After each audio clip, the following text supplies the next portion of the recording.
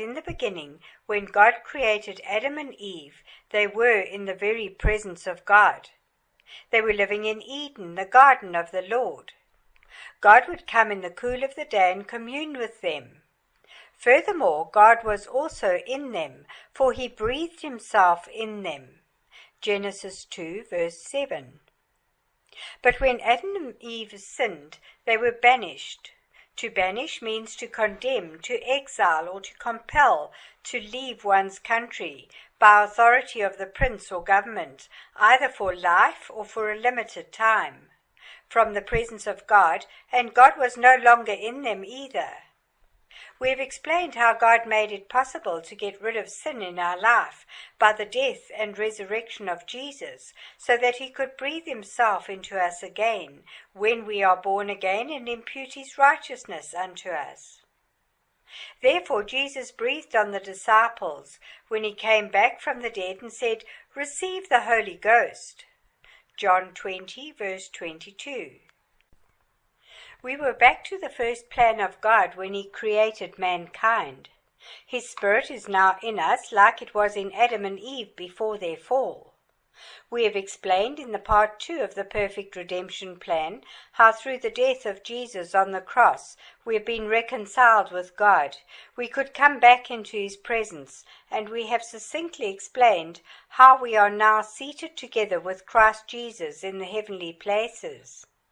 How we are now members of God's household, meaning we dwell under the same roof with God the Father, Jesus, in our heavenly Jerusalem. How our citizenship is now in heaven. God has opened the door of heaven so that all who are born again can come back into his presence, like Adam and Eve were in the presence of God in Eden, the garden of the Lord before their fall. All that was made possible by the peace Jesus purchased for us by his own blood. Now we know that when we are born again, God's Spirit is in us, and we are in his presence in heaven. The big question is God's presence with us here on earth? Does his presence come and go? Moses said to God in the wilderness, "If your presence does not go with us, do not bring us up from here." Exodus 33 verse 15. Moses did not want to go anywhere if the presence of God was not going with them. He knew it would be risky for them. The enemy can just ambush them and kill them, and the snakes can just break into the camp and bite the people. But as long as the presence of God is with them, he knows the people are safe. No enemy can defeat them, and no snake can break into their camp to bite the people. 2. What is God's presence? Moses said to God, "If your presence or faces does not go with us, do not bring us up from here." God reassured Moses, saying, "My presence or faces will go with you, and I will give you rest." Exodus 33 verse 14. What then is the presence of God or the faces of God? The presence of the Lord or the faces of the Lord are the three aspects of Yahweh, or the three persons of Yahweh: God the Father, God the Son, and God the Holy Spirit. When the three persons of the Godhead are present with you, all things are possible.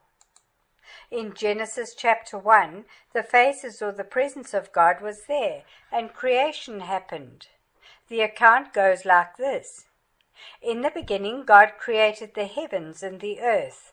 The earth was without force and void, and darkness was on the face of the deep, and the Spirit of God was hovering over the face of the waters, and God said, "Let there be light." This should be understood as in the beginning the Godhead, God the Father, God the Son, and God the Holy Spirit created the heavens and the earth. God the Spirit was hovering over the face of the waters. God the Father spoke the Word. Jesus is the Word of God. John says, "In the beginning was the Word. The Word was with God, and the Word was God." He was in the beginning with God. All things were created through him, and without him nothing was made that was made. John 1, verse 1 to 3. Even when there is chaos around and darkness, the presence of the Lord will put order where chaos was and light where darkness was. The presence of God, or the faces of God, will make it possible for creation to happen. The works of darkness cannot operate where God's presence is. All things are possible. There is no limit. Victory is guaranteed. The presence of God went with them into the wilderness. Jesus was with them. The Lord said to Moses, I will send my angel before you, and he will drive out the Canaanite and the Amorite and the Hittite and the Perizzite and the Hivite and the Jebusite. Exodus 33 verse 2. Jesus, our Saviour, is the angel of the presence of the Lord. For the Lord said, Surely they are my people, children who will not lie. So he was their Saviour. In all their afflictions he was afflicted, and the angel of his presence saved them. In his love and in his pity he redeemed them, and he bore them and carried them all the days of old. Isaiah 63 verse 8 to 9. The Holy Spirit was there too, as it is written, but they rebelled and vexed or grieved his Holy Spirit. Therefore he was turned to be their enemy, and he fought against them. Then he remembered the days of old, Moses and his people, saying, Where is he who brought them up out of the sea with the shepherd of his flock? Where is he who put his Holy Spirit within them? Isaiah 63 verse 10 to 11.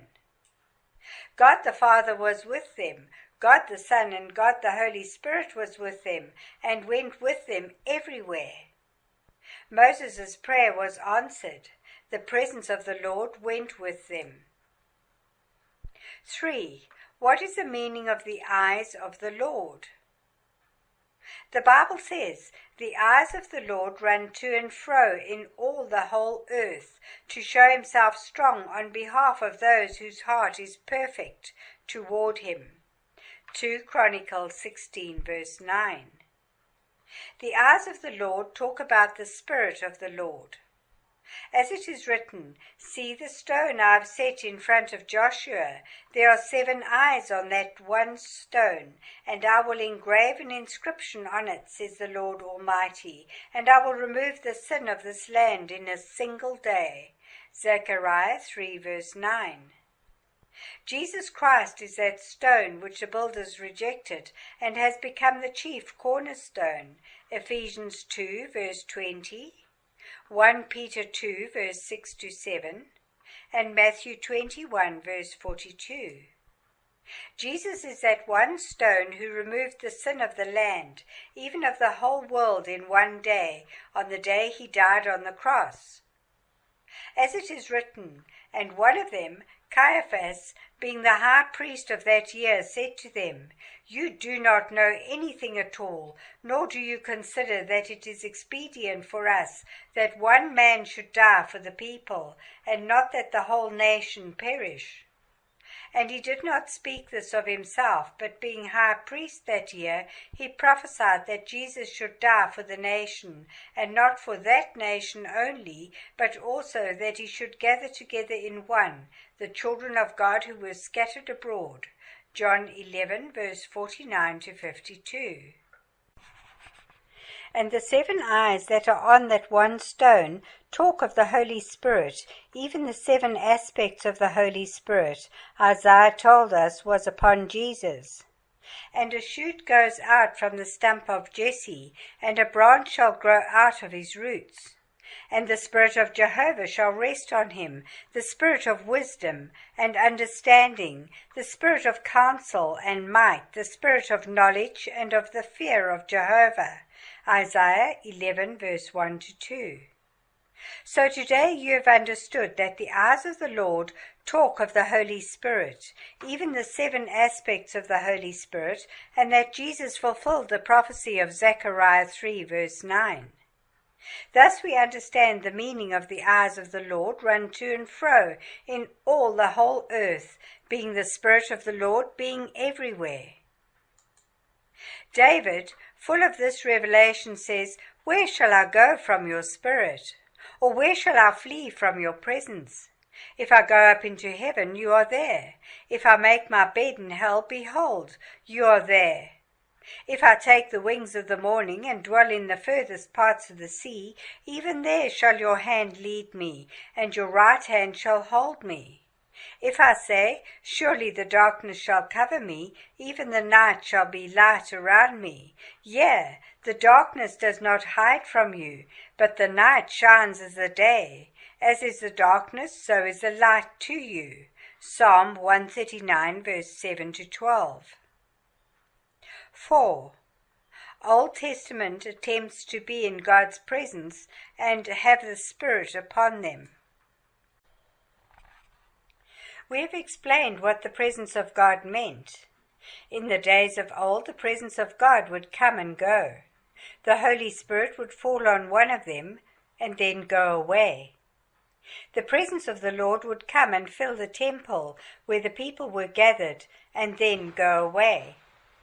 Samson was a perfect example of it, as it is written, "The woman bore a son and called his name Samson. And the child grew, and the Lord blessed him. And the Spirit of the Lord began to move him at times in the camp of Dan between Zorah and Eshtaol." Judges 13, verse 24 to 25. Yes, the Spirit of the Lord only moved him at times. David did not like it, so he prayed to God, "Cast me not away from your presence, and take not your Holy Spirit from me."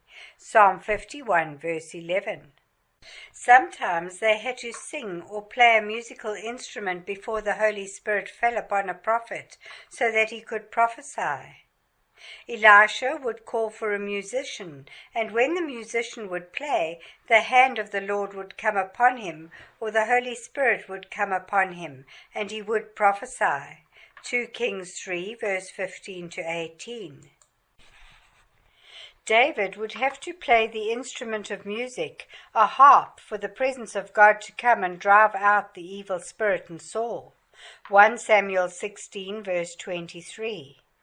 God answered the prayer of David, and the Bible says, "Samuel took the horn of oil and anointed David in the midst of his brethren. And the Spirit of the Lord came upon David from that day forward." So Samuel rose up and went to Ramah. 1 Samuel 16, verse 13. David, who was a man after God's own heart, understood that God did not want him to have the Spirit moving him only at times, like Samson, but the Spirit was always moving him from the day he received it. Oil is one of the symbols of the Holy Spirit, so the Bible says the day David was anointed king by God through Samuel, the Spirit of God came upon David from that day forward. In the New Testament, the day you were born again, Jesus anointed king and priest to our God. Revelation 1, verse 6. Then the day you received the baptism of the Holy Ghost, with evidence of speaking in tongues, the Spirit of the Lord comes upon you from that day forward. He abides and never departs. He is always moving upon you, as Jesus explains to us. "Whosoever drinks of the water that I shall give him shall never thirst, but the water that I shall give him shall be in him a well of water, springing up into everlasting life." John 4, verse 14. "He who believes on me, as the scripture has said, out of his belly shall flow rivers of living water." John 7, verse 38. The heart cry of David was that the presence of God would always be among the people and the Holy Spirit be upon him. So when David built the tabernacle of David, and later when Solomon built the temple, David appointed the musicians to sing 24/7 in the tabernacle of David and in the temple which Solomon built. 1 Chronicles 23, verse 5 and 1 Chronicles 25. David had the Spirit of the Lord upon him 24/7 from the day he was anointed king, as we have read, but the people did not have that benefit. Therefore David did his very best to always bring the presence of God into the midst of the people, and have the Holy Spirit also fall upon some of them at times. But David knew that what God had done in his life, he wanted to do it for everybody who believed in God. Which one of us can be praising the Lord 24/7 so that he can be in our presence? Moses, David, and all the prophets and prophetesses of God longed for the day when God's presence would never depart from us, a day when his Holy Spirit would not be taken away from us, but remain upon us. David was privileged to have that experience under the Old Testament. Hence God came and said to Ezekiel that a day would come when they will not have to sing first before the Spirit comes upon them. They will not have to sing 24/7 to keep the presence of God in their midst. But the Lord will willingly be there in their midst, present in their midst. That is why, when you are born again, Jesus makes you or anoints you Son of God, so that you are heir to the throne of God, and anoints you king and priest to our God. Revelation 1 verse 6. And because you are anointed son, even heir of the throne, king and priest, therefore the Holy Spirit, who is the anointing, 1 John 2 verse 27, comes upon you from that day forward to abide forever. That is what happened to David in 1 Samuel 16. He was first of all anointed with oil as king by Samuel. Then the Holy Spirit, who is the anointing, came upon him to abide. You also, it is because you are anointed son, even heir of God, king and priest, when you receive the Spirit of adoption that cries out, Abba, Father, in you, Galatians 4 verse 6, that the Holy Spirit, who is the anointing, 1 John 2 verse 27, came upon you to abide forever. Jesus explains it for us, saying, The Spirit of the Lord is upon me, because he has anointed me to preach the gospel to the poor. He has sent me to heal the brokenhearted, to preach deliverance to the captives, and recovering of sight to the blind, to set at liberty them that are bruised, to preach the acceptable year of the Lord. Luke 4 verse 18 to 19. Jesus was first of all anointed Son of God, even heir of God, King of kings, Revelation 19 verse 16, and high priest according to the order of Melchizedek, Hebrews 5 verse 10. Then, because of that, the Holy Spirit, who is the anointing, 1 John 2 verse 27, came upon him to abide forever, to enable him to preach the gospel in season and out of season, 2 Timothy 4 verse 2, to heal all manner of sickness, all manners of disease, cast out all demons, and raise the dead at will.